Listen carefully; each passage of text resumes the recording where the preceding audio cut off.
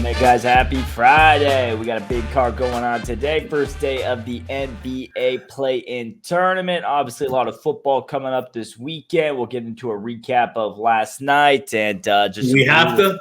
Yeah, just some brutal NBA games for us last night. Utah, they come back, get the lead with under 30 seconds to go, and still fumble it for us on that one.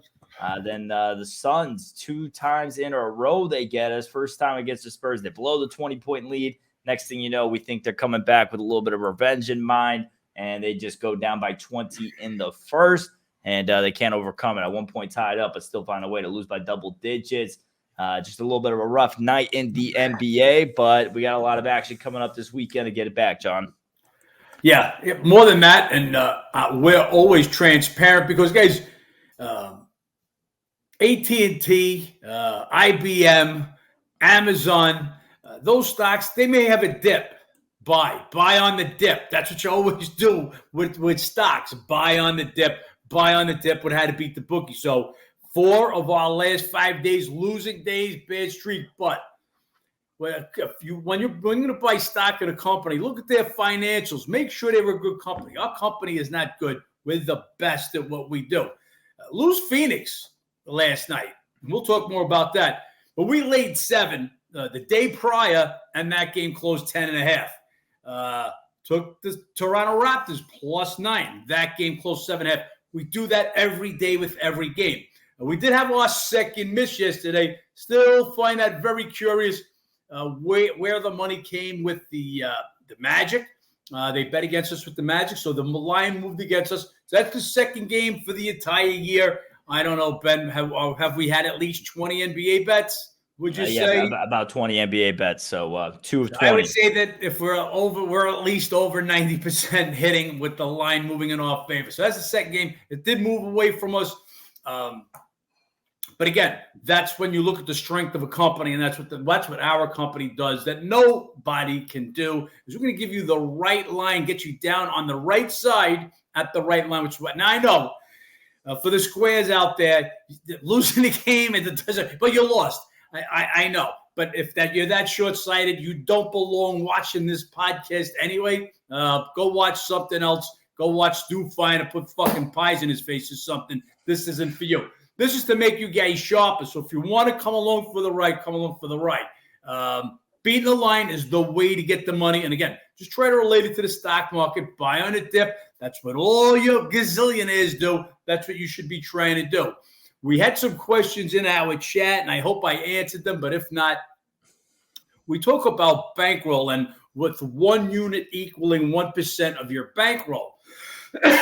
So as your bankroll changes, so should the size of your each unit. But again, it's not day to day. Get a 20% up or down before you start changing your actual units, your size of each unit. So in other words, we get a 20%. We started the beginning of the year off, the beginning of the football season off phenomenal. Your bankroll should have grown. So when your bankroll grows to over 20%, you turn it up, call it $1,000 bankroll into $1,200. So now instead of betting $10 a unit, you're betting $12 a unit.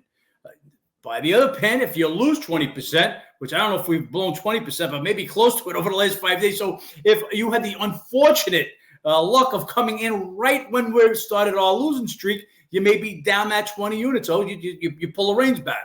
But if you've been with us for more than a week, you're not down 20 units still. We've been hammering away. Anyway, so that's the difference with when the time is right. Just like if you're at a dice table, as the table gets hot, you want to build up more and more. The table goes ice cold, you want to go less. You don't double up. Please do not double up. Fastest way to go broke. But so just wanted to explain those couple of things. As far as last night, Wembanyama has his basic coming out party. He really puts that first superstar game. Look, Phoenix Suns had they blew a game, choked a game away. The first game that they had a 23-point lead, I believe it was. You had another day to prepare. You get Booker back, and you allow this team to score 75. I think I sent it out because a couple of guys on our chat were maybe Phoenix at halftime. Phoenix at halftime. I'd have liked to went into the Phoenix fucking locker room at halftime with a baseball bat. Phoenix at halftime, they shot 55% from the field, 50% from three, and we're down 20. That's a disgrace. I'm the owner. The coach gets fired today. Bye. Get out of here. You didn't have a team ready? We're supposed to be a championship team. Maybe you want Monty Williams back after something like that. But that was just absolutely horrible. And as Ben said, Jazz game, just to fight it all the way back, just to lose it. Terrible. And then the Raptors, same thing. Right number, wrong side. Right number, right side, wrong result. +9 gives you 7.5. Again, I know the guys don't want to hear that when you're getting the losers. You got to be able to take – if you don't know how to take a loser, you can't be a gambler. If you don't know how to take a stock loss, you don't play the stocks. We will bounce back. It's a matter of time. This is, guys, we are in just the start of the second week of a long NBA season. You beat the number, you beat the game. It's not a saying. It's a saying because it's been proven for over the course of time. Yep, and football's still been going absolutely red hot. Still haven't had a losing week in the NFL season. College ball's been hot as well, so we got some of that going this weekend. Hopefully that can heat us up a bit, get our NBA going with it, and turn that new leaf and get this weekend some damage control for this past week. John, we got this NBA in-season tournament going on today. We'll see if this changes anything in the regular season. Does this change the environment at all? Do guys get up more for these games? I just saw they announced that coaches will now be getting a financial benefit as well if they end up making it to the quarterfinals, the semifinals of this. So we'll see, how these guys get up for these games. I got to imagine it's a bit different than a regular season game, but for some of these older teams, obviously teams like the Denver Nuggets that are going today, Golden State, I don't feel like it's as much, but we can start getting into this card a little bit. This first game here, Cavs at the Pacers, maybe a couple more of your younger teams, guys who might care a bit more about this financial benefit that they get if they do something in this tournament. Still waiting on info on Garland and Jared Allen. They've missed a bunch of games in a row. Tyrese Halliburton and Smith, they both didn't play. They're questionable. So big question marks on this game here. And this one really tough to go too much more in depth without knowing that. They did just meet earlier on Saturday. Pacers take care of business in that one, but that was no Mitchell, no Garland, no Allen. So banged up teams, waiting to see what we get here. And this could just be a bet based off of injuries alone if it swings one way or the other. Yeah, because straight up injury game before Pacers, when the Pacers beat the Cavs, they were without Allen, without Allen and Garland and the backup point guard Jerome. Prior to that, not such good luck. The Cavs had won what I got here, 7 of the prior 8. So yeah, this would be a spot. Cavs coming in, get a little revenge if there's no Halliburton. I'm on the site to believe Allen and Garland, they're on their way back. They practiced yesterday. Will they come back for today's game? We'll wait and see. I don't know what this in-season tournament's about. Never had it before, so it's a new thing. We'll see tonight in the CES. Are they getting any more up for games? Are they? We'll see what happens. What I will say is Pacers also play tomorrow. So when guys are out, it's very rare that they're going to come back and play the next two. So Halliburton missed against the Celtics, which was just that was a disgrace. As bad as Phoenix game was a disgrace against San Antonio. A $155 Boston put on the other night. So he missed that game. So very rare, like I said, does he come back today and play today and tomorrow? They got another game. Where do you hold him out one more day? Look, Halliburton's the star of that team. There's no question about that. Yep. And maybe just hold him out one more day, play tomorrow. So I'm leaning towards the Cavs. Allen, Garland may be back today. Again, Allen, remember, has not touched the court yet this year. And Garland played the first game and then missed the next 4. So even though they may be back, maybe a little rust to shake off there, probably limited minutes. And Halliburton, I would say, is on the doubtful side of question, but we'll see all about the injuries in this game, guys. Then we have the Knicks at the Bucks. Knicks, they're coming off a loss to Cleveland on Wednesday. A couple of low-scoring games. They played a 2-game set with them, split them. And then you have this Bucks team absolutely crushed 130-111 at Toronto. Defense not looking sound. Giannis and Davis, not much aggression, only 20 shots between the two for 31 points. Go ahead, man. Yeah, and then this Milwaukee team. So like we said, a little bit less defensive focus. They've been playing to the over lately, 238.5 average points the last 2 games, but everything else is under trending. 6 of the last 8 meetings. And obviously the Knicks, their last 3 going way under, averaging 189 points per game. And Barrett, big question mark here in this game for the Knicks. He's actually early on in the season leading them in scoring, shooting 42% from 3. So while Randall and Brunson have been struggling, Barrett has been picking up the slack a little bit. Definitely going to want him in this game if you're looking at the Knicks. A little bit of Bucks ownership, though, John. 6 straight. They've won 6 straight in this matchup and covered. It's going to be tough here to buck that if Barrett is out. So need Barrett in this matchup to get on the Knicks. Looking at the under if he is out. Yeah, and you could think about the end because Randall's just been absolutely horrible. I think it was 3 for 15 in the last game against the Cavs, which you're on the under there. They just play under basketball. But now they're coming up playing the Bucks. Bucks, we talked about it already. They transitioned, went away from Jrue Holiday, a defensive point guard, got Lillard, an offensive-minded point guard. They're still not all on the same page. Middleton not up to speed, only played 17 minutes in each of the last couple of games and missed the game, so he's not 100% healthy. Don't think he's ever going to get back to where he was being that Robin to the Giannis Batman, but I guess you got a new one now with Lillard. I guess they'll be Superman and Batman or whatever they'll be once they get going. They're just not going just yet. Look, we talk about the new teams, the teams that are putting new pieces together. Takes a little time to gel. Phoenix, you could see they ain't gelled yet, but again, they haven't even had Beal on the court yet. Houston started off horrible, starting to pick it up, playing a little bit better with each game. Saw it with Portland. Came on this East Coast trip. Horrible the first game at Philly. Went up to Toronto, get a W. Went to Detroit, get a W. Those players play nice. Unfortunately, we'll talk more about Portland tonight. Henderson, he'll be out for the game. So you take this game here. Milwaukee's still not right. I don't make the number this high, especially if Barrett was to play. But Milwaukee has had the ownership a little bit high. Wouldn't touch this game unless Barrett was in. And would have had to take the opening number, which they took at plus 6.5. Game is now down to 5.5, and I got no interest in this one. Yeah, you mentioned Randall's struggle, scoring just 13 a game, shooting 27%. That's not going to get it done. We'll see if he starts to find stride tonight. Next matchup, we got the Nets at the Bulls. Nets, final game of a 4-game trip. They're coming off a come-from-behind win against Miami. Still going to be waiting to see Claxton and Johnson remain out. Dinwiddie in. They just said Dinwiddie in. That game just went down to 3 and with Dinwiddie in. There we go. So Dinwiddie ruled in now. Then you have this Bulls team who was right there in there with Dallas with us the other night, and they just blew it late in the 4th, outscored by 11.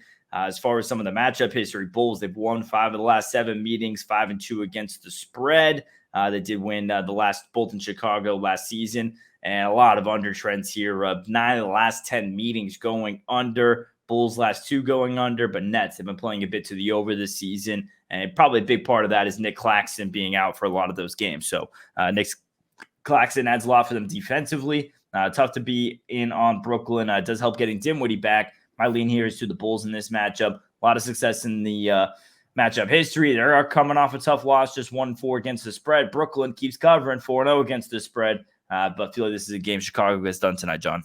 Yeah, should be a schedule win for Chicago. You got the Nets are on the final game of an 8-day road trip, and they go home, and they've got the Celtics waiting for them tomorrow, which I'll tell you guys already. I cannot wait to see what that line comes up because I make the Celtics double digits in that one with Nets returning from the trip.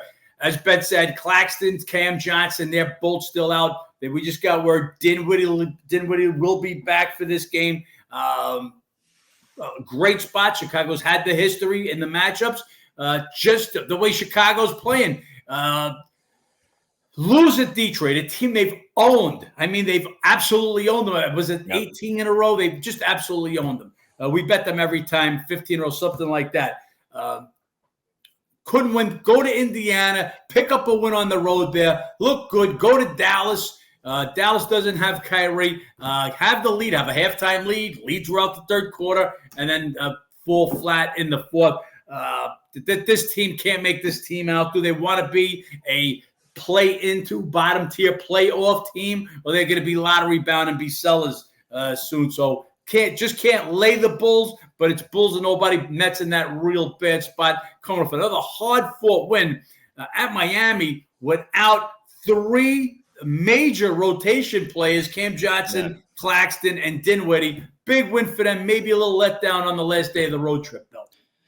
And we have Golden State at OKC in this one. Golden State coming off another win against Sacramento. And I don't think we have anything as good of an example of big brother, little brother there. Another game winner. That one was Clay who hit it, just continuing to rub it into Sac fans.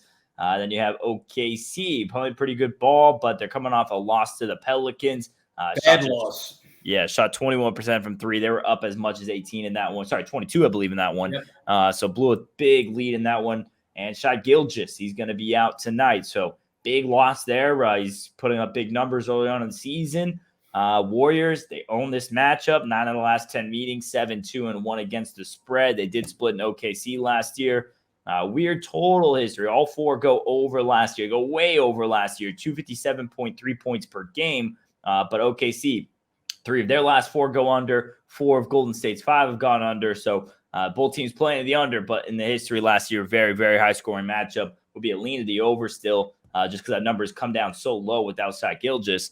This is a weird game. I will say with the play-in tournament, or what is it called? In-season tournament, sorry. They have these financial, benefits to if you play well. A team like OKC, which is a 15-man young roster where nobody has gotten a big contract yet, going up against Golden State where that entire starting lineup has been paid. You might see OKC come with a little bit more fire in this matchup, but still tough to go against that ownership there Golden State has. Yeah, Golden State's owned them. Golden State looks like they're on a mission. The bastards just weren't on a mission the first night of the first game we know what Golden State was going to be able to come and do this year, and we knew Phoenix was going to need time to get ready. But the first game, Phoenix goes and beats Golden State. Golden State should have been ready, and Phoenix not. This is fucking gambling, guys, so it sucks like that sometimes. But right now, the teams are right where we figured them. Phoenix just a little down here. Golden State's up here. That's basically the same unit that's won multiple championships, and they're coming out playing on the road. They were terrible on the road last year, and they could not cover.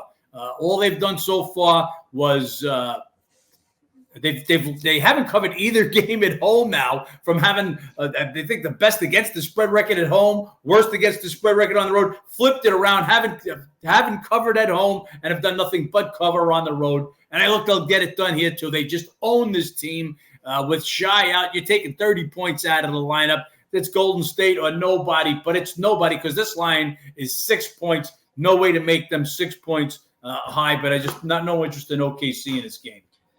And we have Wizards at Miami. Pick your poison in this one. Miami just not getting it done. 1-4 straight up against the spread. Washington 1-3 straight up, 2-2 against the spread. They backdoored covered against Atlanta the other night. They were down big, found a way to get it back within single digits late, giving up 126 points per game, just brutal. Then you have this Miami team just scoring 104 points per game. So you have a team who can't stop teams from scoring. You have a team who can't score. We'll see what prevails in this one tonight.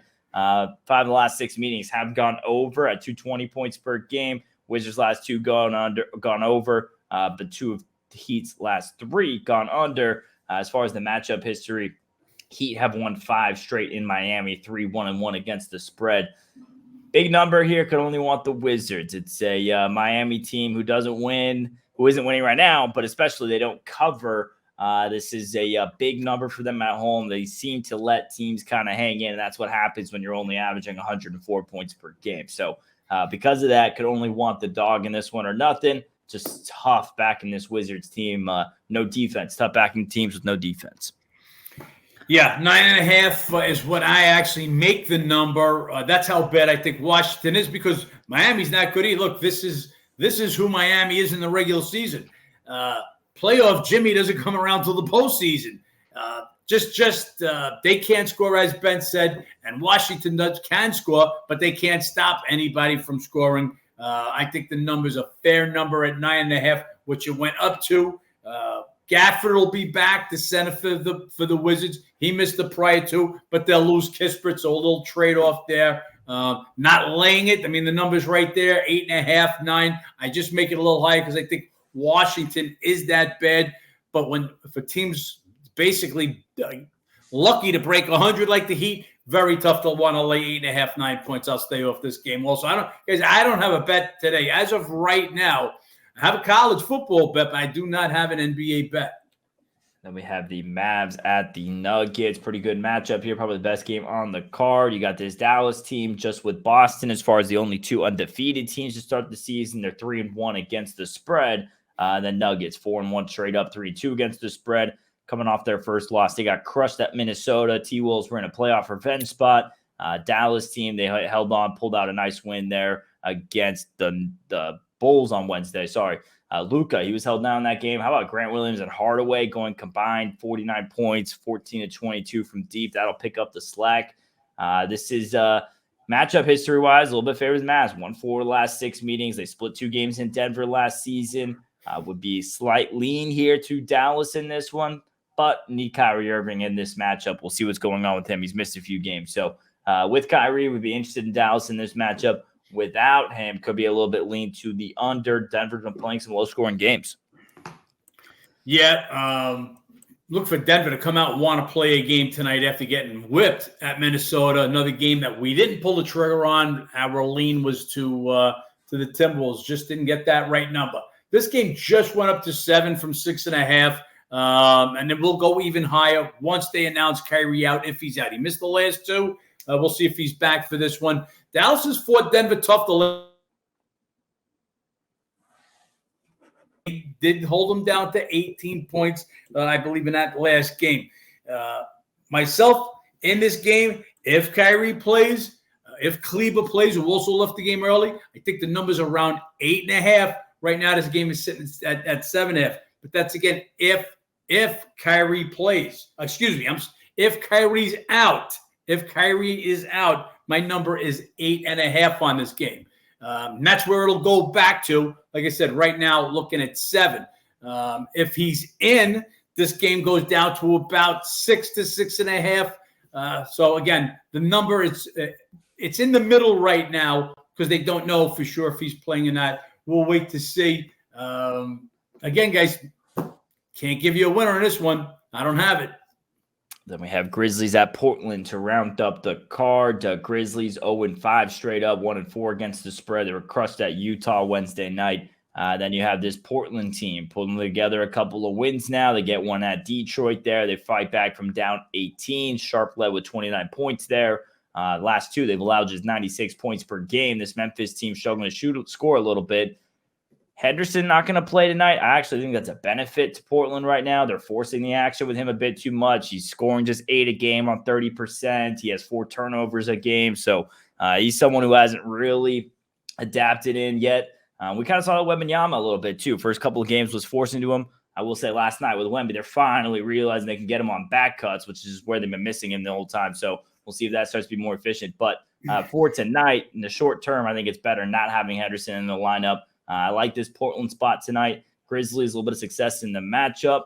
As far as last history, Blazers, though, 5-0 against the spread last 5 meetings. So got to be a look here at Portland in my eyes. They put it together the last 2 games defensively, and I think no Henderson's a benefit.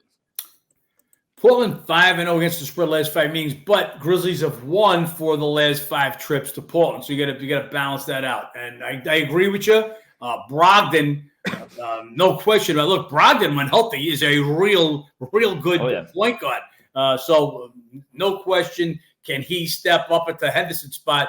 Absolutely, and may benefit the team. For the short term, obviously, Henderson is your future. Sharp also, who took over at the end of that Piston game, they've got him listed as probable. I don't know if it was jammed finger or something. So just be on the lookout for that. Look, Memphis, the Sharps buried Memphis the last game at Utah, waiting for them to get that first win. We see this in baseball sometimes. The due to win theory. I don't know if a team's due to win. Memphis has looked really bad on the road. They've had 2 road games. They got waxed at Washington, not one of your top teams, and then go to Utah, and they get buried at Utah. We had the Jazz in that one, so not so good on the road. I was looking for this spot. I think if they catch a nice spot with a Portland team coming home from that East Coast trip, had a little success, won their last two, might have been able to catch them in a nice spot. But now you have, as I said, no Henderson here. The line is up to 3, even hitting 3.5 right now. No interest in laying Memphis here. And I don't think it's a great spot for Portland. Another game I just can't pull the trigger on. Yep, no bets tonight so far in the NBA. John, you have a college football bet. Do you want to get into that game? You want to keep it for members since no other NBA action? We absolutely will. And hey, look, we might have a bet. What do we got here? 2, 4, 6, 7 games. We may still have a bet. Depends on lineups. Depends on where the line moves. Might have something at halftime. Ben pulled the trigger on the Pistons for us last night. They were down huge. You had a Pelican team without their two main scorers in Ingram and Zion. They're on a back-to-back. Of course, they're going to pull their guys on their bench and get them a little rest with a 22-point first-half lead. So we don't have a bet yet. Still might have a bet. We sent out the one bet early last week. Matter of fact, we sent it out on a Sunday. It's the Syracuse-BC game tonight. It's a small one-unit bet because both teams really suck. Just betting here, it's a low number. The difference in quality teams that they've played. Let me punch it up here, Ben. This game's still sitting at 3 now. These are rivalry teams since way back in the old Big East days. Boston College, Syracuse, way before they went to the ACC.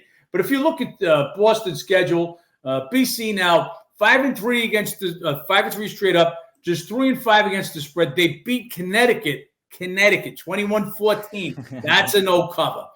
They've won their last 4, but Connecticut and Army are 2 of those 4. One of their other 5 wins, Division I AA Holy Cross. So 3 of those 5 wins. Me and Ben get 9 other guys. We're going to play them, and we're going to cover the spread against those games. Syracuse has been whipped, and I mean whipped good. They're coming off a 3-game losing streak, but the opponents in those 3 games, Clemson, who, now looks like they're out of it, but they were still a rated team when they first played them. UNC, North Carolina, again, another team that right now, after back-to-back losses, that looks terrible, and Florida State. So been whipped 3 times. Those are 3 pretty good teams. You can't compare them. But Holy Cross, Army, and Connecticut. So just a little bit different type of play. I think Syracuse worked laying the field goal in this spot. They got to try to get a W to break this streak. They're at home. We laid 3 points. I made this game higher. I made this game 6 points. Yeah, you have this Syracuse team as far as the matchup history, winning the last 2 meetings. Nice little get-right spot here, if you will, against BC. And these Friday night college games, the home edge in these Friday night games, a bit bigger than if it was midday on a Saturday for whatever reason. Everyone's excited for the weekend. Everything get a little bit better under the bright lights. So definitely a little bit of a bigger home edge, definitely a get-right spot, and strength of schedule, absolutely no doubt on that one.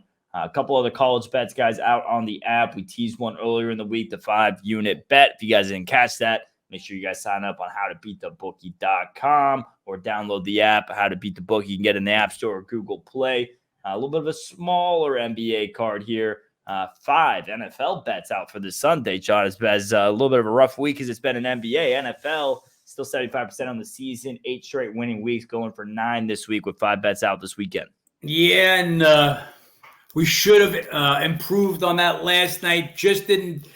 Sometimes we get a little too tight, a little too conservative with the numbers. We told you guys we wanted to lay a flat 2.5. No sooner that we said that, the lines pretty much went to 3, and then we lost that. And it was an under or nothing, but they made the window so tight. They really toughening up with these totals. And again, there's a game went that right down to the wire. Levis had the shot to throw that last touchdown pass in there, but as you saw, if you follow us on Instagram, we put up the post. Tomlin just dominating the rookie quarterbacks. He gets another W. But this kid, he did another good job for what he got. That's a good defense. Pittsburgh, I think Tannehill might be out of a job. Oh, yeah, that's a tough place to go on a short week on the road, just your second NFL start, and be competitive nonetheless. So, yeah, definitely a good job for him. We'll see how Tennessee rolls, and now he gets the benefit of the extra days heading into next week, so that'll be all that. But a lot of action on Sunday, guys, all the way from the early game to the nightcap. So if you guys want all of that, go check out the app or the website. Other than that, John, a lot of injuries in NBA, a lot of injuries in football. We got to get after looking at today. I don't know if you have anything else you want to wrap up with. That's it, guys. Trust the system. Like I said, don't sell on the dip. Buy on the dip. Sell high, buy on the dip. Right now is a dip. 4 or 5 losing days. But again, just see what we're doing every day. We take 6 and the game closes 3. We lay 7 and the game closes 10.5. You know we can't continue to lose when you're beating the number that way. And that's why today there's not a bet. And you'll see there's no game that's had a big move since yesterday. No, there's been no, because we didn't recognize one. If there was going to be a big move, we recognize it and we're on it. So we're on the moves. We're already waiting for the lines to come up for tomorrow. We'll straighten this NBA out and we'll be way ahead by the end of November. That's it, guys. We don't do the show on the weekend. So the only way to get the information for the rest of the weekend, become a member. Hope you do so. Like I say, buy on the dip.